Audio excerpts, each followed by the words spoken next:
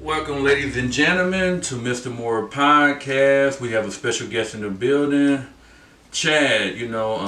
What is your last name, Chad? Chiles. Chad Chiles. I didn't want to mess that up or whatnot. This is my instructor. You know what I'm saying? From Vatterott. I had him fifth and sixth phase in Vatterott. One of the most important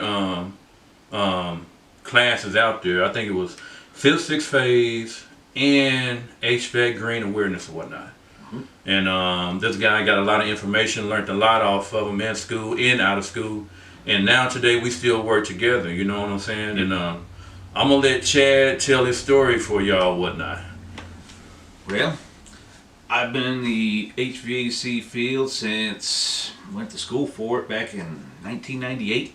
So there's some knowledge and years and times there. I worked at a school district for almost 10 years. I quit 1 year shy of 10 years because I'd had it up to here with that job type of deal, and went and did HVAC service work when the opportunity presented it during the 2008 economy and housing collapse, and you see a chance to move. That's how I ended up in Missouri. Yeah, so you stayed in Denver for a while, huh? There's Colorado Springs. Colorado Springs? I was born and raised out there. Oh, okay. So you went to school in Colorado Springs and learned your craft down there, and then you brought it down to Vatterott. Yep. Oh, that's pretty cool. Got right out there. here, worked for a company for a little bit, and when the chance to make a lot more money came up teaching, I said, "Oh, yeah, that right there, that's for me, right there. I can do that." And I worked at Vatterott from 2010, I think it was, or 2011, all the way until they went bankrupt in 2019? I think that's when it was. And so you was at the old building too, right? I was at the old building by the stadium. By the stadium, then they moved it to Worlds of Fun or whatnot. Yep, they moved to that building, and when you kind of hear how much they paid rent on that, it's like, whoa, you sure this is a good business decision type of deal? And then they went bankrupt, and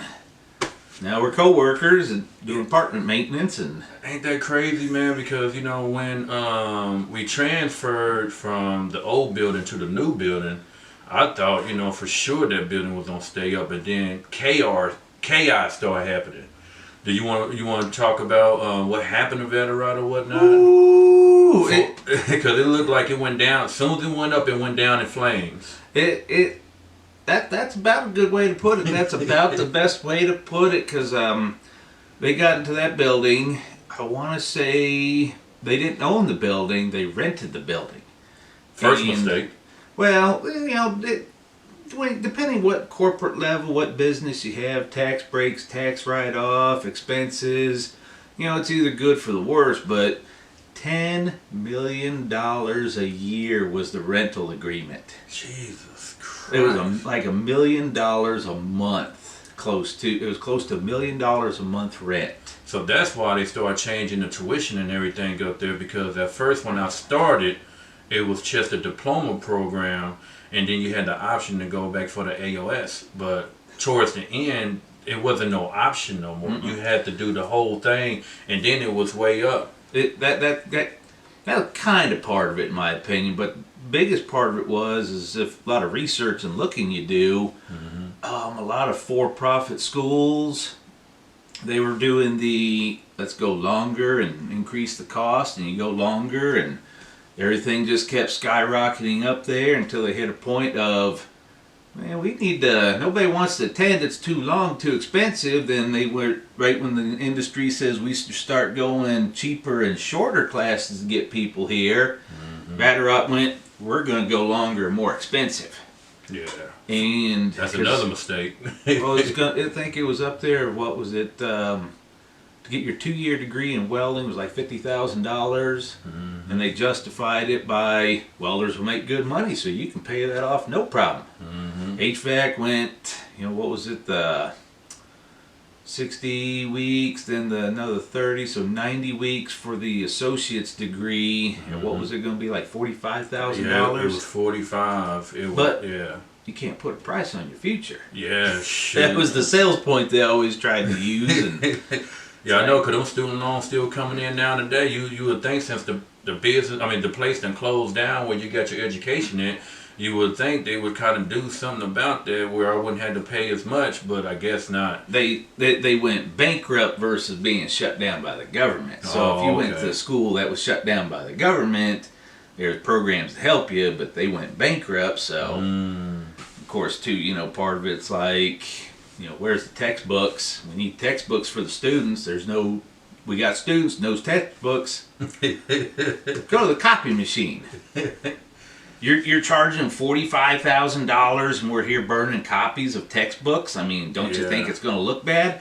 Well, they're not that smart. They're not going to pay attention to details like that. It's like they're about like me. We understand we're down here trying to get ahead. I mean, $45,000 is a lot of money, but I guess if a campus director makes, you know, $100,000 a year, they don't see it the same way, type of thing. Yeah, and that's a lot of money. Then they promise you before you even start class. They was telling you like, okay, it's a 90% chance when you graduate or whatnot, you'll be able to find a job in your field. And for me, I couldn't find no job in my field. You know what I'm saying? And then when I did find a job, the heating and cooling companies didn't want to pay me nothing. I think it was like $14 an hour, $13 an hour, $15 an hour. And at that time, you could work at a grocery store or McDonald's making damn near that type of money. So we had a career fair one time, and one of the HVAC companies stopped me in the hallway and, hey, you interested in a job? I mean, I'm always keeping feelers out there for something better. I mean, well, what are you looking to make? I said, I want $50K and 2 weeks paid vacation. Oh, that's too much. We'll get you $9.50 an hour. Man, that's and I looked at that lady and I said, you're crazy. She's sitting there. Well, you need to understand that coming out of college, $9.50 an hour. This is 2015, 2015 time frame. $9.50 an hour is a damn good wage for somebody coming out of college. Man. I looked at her. I said, "You don't read too good, do you? You see how it says instructor? You just offered the instructor with almost 20 years in this business $9.50 an hour. Yeah, that's most definitely a no. Yeah. Well, that's real good pay. I said, table up the hallway there, Anthony's. They start at 14. So what makes you think you're going to get anybody when everybody else is hiring way ahead of what you're paying? That's crazy, man. So you got any other stories about the school right before it closed and all the madness that was going on? Oh man, well, I mean, it's one of those. I didn't get out of Vatterott sooner, just simply because of back problems. I mean, I've got back problems like you won't believe, type of deal. Too many years of hard physical labor type of stuff. But they were. Every time you get to where your class was not going to have a minimum of 5 students, here comes a pay cut for the adjuncts. Oh, man. Because you don't have enough students. And it's like, you're going to cut my pay. What about the full-time instructor that has 1 student? Well, he's full-time. That's different rules, so we have to pay him his full amount. It's That's like, how is this fair? Well, it's a different employment standard.